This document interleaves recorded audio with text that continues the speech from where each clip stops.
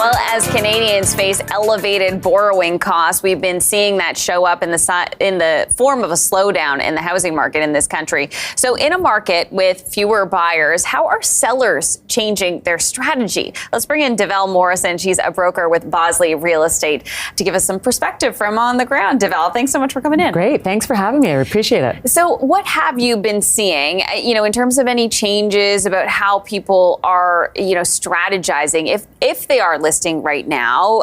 We know it is pretty quiet out there, but are there particular strategies people are using? Well, it's a really interesting market right now. I happen to have two listings actually right now, and they're both detached houses, and they're both under $1 million. So, in Toronto? Yeah, exactly. So the first thing I'm going to say is that it's a great opportunity for buyers right now. From the seller's perspective, they're listing low because they have to in this market. There is a lot of inventory that's sitting on the market, but you can see that there's some serious buyers out there last week and this week that are actually starting to buy and snap things up because they know that they can.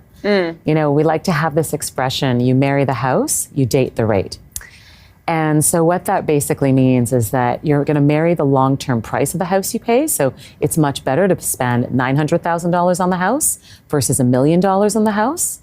And when it comes to the rate is a temporary thing. So yes, we know rates are high right now, and it's tricky for people, but you're only dating the rate because the rate will go down eventually. In terms of that pricing strategy of pricing low right now, are people expecting to get what they're pricing things at? Or are they still expecting to get above it or maybe below, or what do you think? They are expecting to negotiate. Okay. So this is time for people to, sharpen their pencils, as we say, and put in an offer. And I always like to say there's that back and forth dance that you have to do to negotiate to get to a price where both the seller and the buyer wants it to be. Are sellers doing anything special in terms of, really any improvements or staging or what have you going all out? Or is this sort of a time of, pulling back on that extra spending, even on that sort of thing? No, in fact, the sellers right now, they just need to put their best foot forward simply because there is so much on the market that's sitting there. And we're not used to that, right? We're used to a market where things sell in 7 days.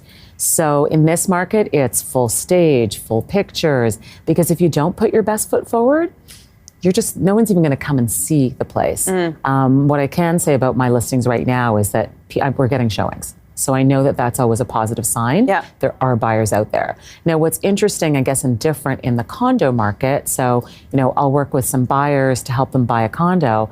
But now in the condo market, we're starting to say, you know what, if the place is tenanted, we're not going to show it. And that's because there's so many tenants that they're either denying showings after they've been given their requisite 24 hours notice. And in some cases, after they've been given their requisite 60 days notice to vacate after the property is sold, they're basically saying, no, we're not leaving. And so you have a lot of tenants that are staying there. So then it's forcing buyers to either extend their closing dates in order to keep the condo. And now a lot of agents like myself out there are just feeling like, you know what? We don't want our buyer clients to deal with those issues. So now we're saying if the unit is, seller occupied or if it's vacant, great, we're going to show it. So is that pretty unusual that would be happening? Yes, it is. It's not, we've never done that before, but I can say even I listed a condo this summer and so that was tenanted. And of course the tenant didn't want to leave on his requisite date. So we had to push the closing date back by 30 days when the tenant felt like leaving. So, some cases the tenants don't feel like leaving. The seller's only avenue is to go to the landlord-tenant board. And that takes at least 8 months to get somebody evicted. And so for a lot of buyers, they're like, you know what? I just want a home that I can live in now, a condo that I'd like to live in. And so therefore, if you get something that's vacant or seller occupied, then they know for sure that they have a deal and they can move in. There's been quite a few little changes happening that would affect the real estate market, or that could. The vacant home tax is something that came into effect, or it was increased. Yes. This year in the Toronto area. Has that had an effect from your viewpoint? Yes, it definitely has. In fact, I had a client this year who said to me, now that the vacant home tax has increased, they were just not that comfortable keeping it vacant anymore. So they tried one of two avenues. We listed it for sale, but we also listed it for lease. And it was interesting. And this was, a small condo in Yorkville.